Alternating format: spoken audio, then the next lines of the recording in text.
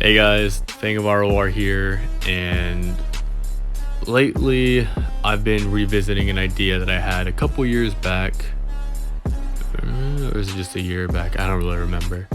When I first picked up ROR, when it was still roughly in round one, basically it was how predictable are some of these fights? Are any of them unpredictable? Did any of them actually surpass my expectations in a way?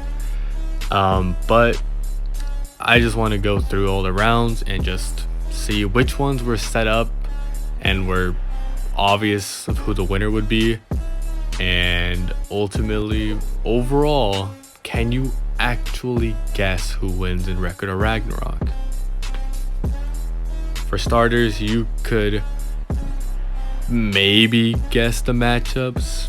I know some people have been going over the themes like justice versus evil, the ultimate winner versus ultimate loser versus the person who's never lost, strongest versus the strongest, father versus father, or in round 8, scientist versus scientist, king versus king. I forgot what theme round 6 has, but yeah, you could definitely try to piece things together in that regard. But the thing that you need to realize is, unless you could realize what the theme is once the fighters have been announced, it is really difficult to actually guess who's fighting who from just looking at the roster. Because if you looked at the beginning, when the roster was shown, nobody could have guessed, oh yeah, Chin and Hades is going to be a matchup, king versus king. Hades wasn't even on the roster. Can anybody have guessed Buddha was going to betray the gods? Like, even Brunhilde sometimes doesn't know who is going to fight who.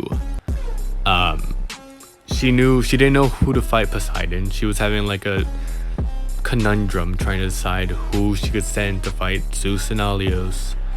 And she does have knowledge of her fighters, by the way. I know some people have been like on the wall about that.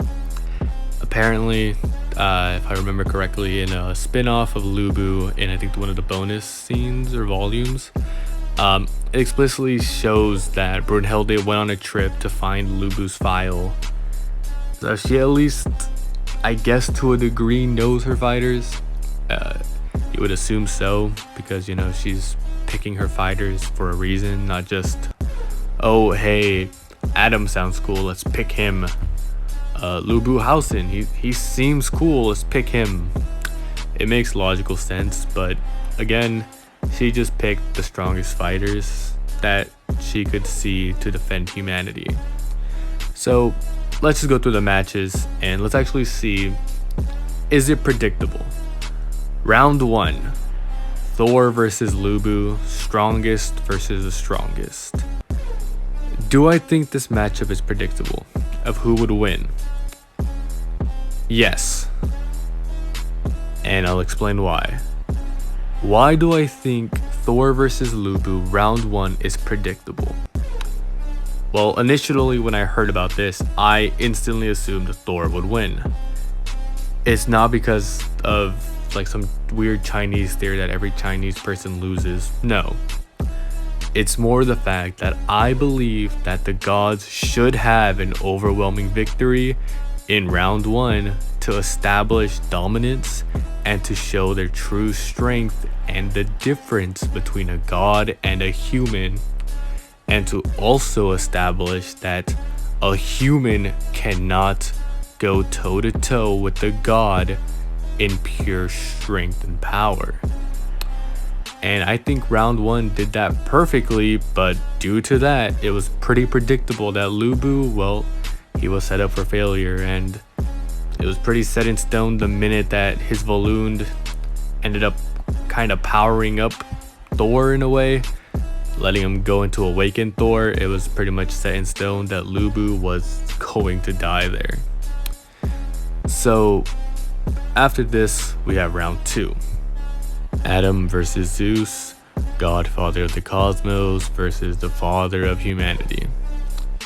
Now, did I believe this match was predictable? Yes and no.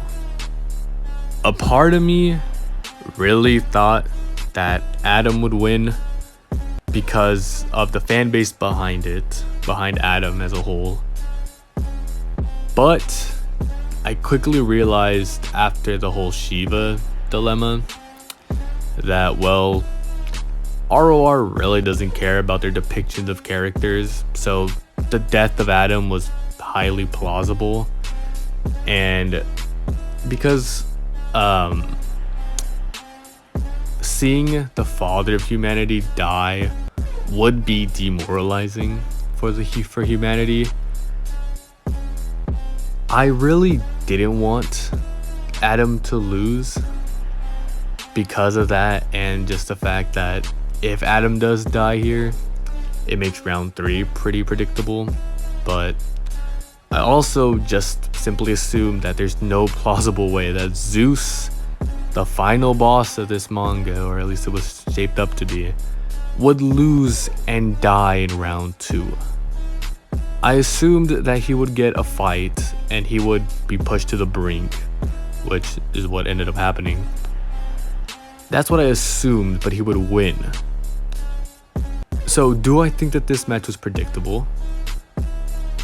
Yes, in a way. But I was hoping that it wouldn't be predictable. But because Zeus did win, it makes round 3 predictable. So round 3 is obviously Poseidon versus Kojiro. Poseidon is one of my favorite characters in mythology, and obviously when I heard that he was fighting in round 3, I basically was assured that he would die. And yeah, that wasn't something I thought to think about, but hey, it definitely pushed the blade even further once I heard the theme was the greatest loser versus Poseidon, the dude with like the biggest ego among the gods who thinks he's perfect. Yeah, that basically spelled death for Poseidon. Is this fight predictable? Not the matchup, but the outcome is definitely predictable. Poseidon was bound to lose because there is no shot humanity would go down 0-3. So yeah, round 3 was highly predictable, and sadly, one of my favorite characters in ROR died due to it. Round 4 was Hercules versus Jack, Evil versus Justice. As much as I like Hercules, I did like Jack the Ripper a lot more in this fight. I also did assume that Jack the Ripper would kill Hercules and to tie up the score, which, if it did happen, I think either way it would make the next winner pretty predictable. But Jack the Ripper did end up winning. Evil ended up beating Justice, which is, I guess, a common occurrence. Well, it could be said for Justice beating Evil, etc. But Hercules ended up going on this matchup. Was it predictable? To a degree. Now, because the score is 2-2, the next matchup is Shiva versus Raiden. 2 brawlers, or I guess fighters in a sense. We're up next for round 5. And just to make it clear, I did think this fight was predictable. And because of the same logic for this fight, I thought a later round was predictable, but I was severely wrong. For this fight, if you don't know, Shiva ended up beating Raiden, and I thought that was predictable because I really did not consider the gods losing the lead here this early. And even though Brunhilde wanted to get the lead on the gods and to keep the momentum going, I knew she was bound to fail. And ultimately I was right, but the match did come a lot closer than I anticipated, mainly just due to the difference in stats, because I thought a faster Shiva who ended up having the AP to just slice through Raiden Ultimately, I didn't see a chief god dying this early on, which was also another fact that I just simply assumed that Shiva would beat Raiden, but I thought it would have been more one-sided, but hey, it didn't, and it was actually a pretty decent fight. So yeah, those are my thoughts on round 5, but ultimately still pretty predictable. Then we have round 6, who the fighters themselves were completely unpredictable. Zero, Hajun, and Buddha were not on the roster that they ended up fighting for. So yeah, that was completely out of left field. So no way you were gonna guess Buddha versus Zero or Buddha versus Hajun at all. So yeah, there's that. Now, as for who's gonna win, I definitely didn't see Buddha losing whatsoever. And that's not even my personal bias. Personally, I like Buddha, but at the same time I don't.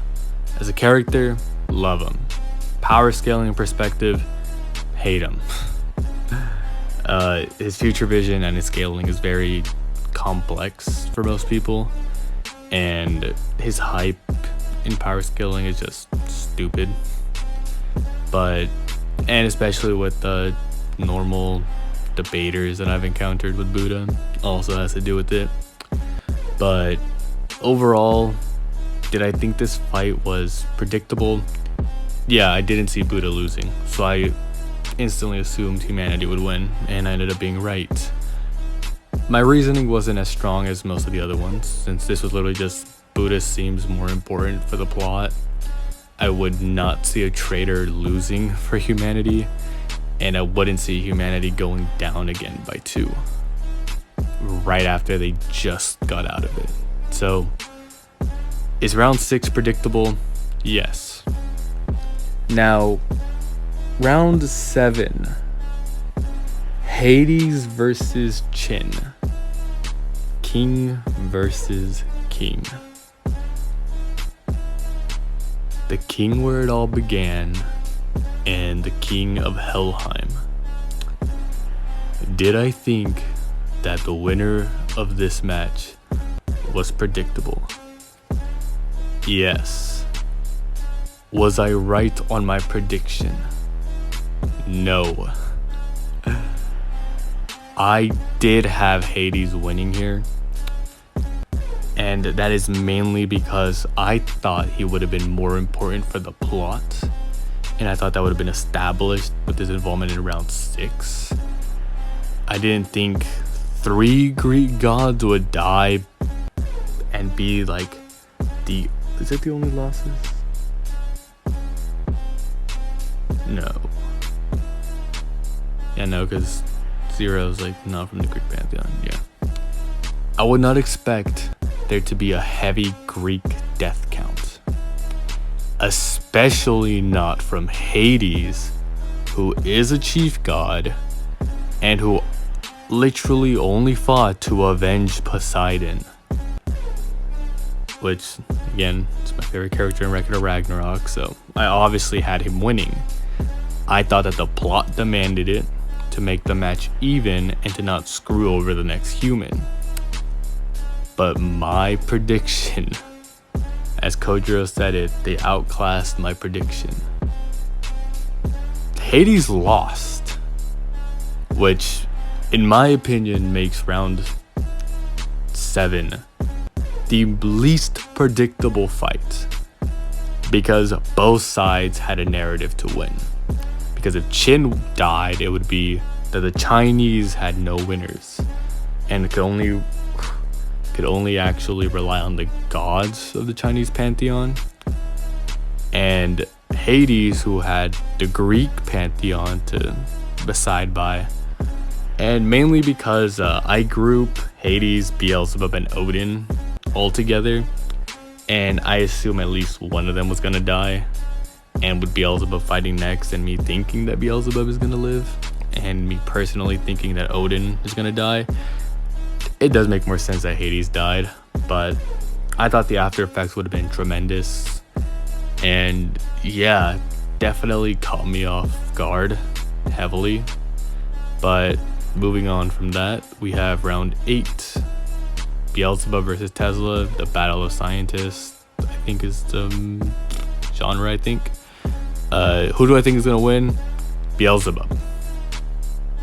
I think he's going to kill Tesla, or this might be a draw. But how I see it, I see this being a win for the gods, and then the next match being a win for the gods. And then probably a tie, and then human lead, whatever, etc. That's how I see it. But do I think Tesla has no hope here? I was proven heavily wrong in round 7. I definitely think Tesla has a chance here. But the irony of Beelzebub not being able to die after wanting to be killed also makes sense that he wouldn't die here, so I guess both sides have a narrative here, pushing either one to live or die. But to keep the next round, I guess, as unpredictable as possible, I would say that the gods will win this. But yeah, that's it for today, guys. It's a pretty easy video for me, so yeah, peace out, guys.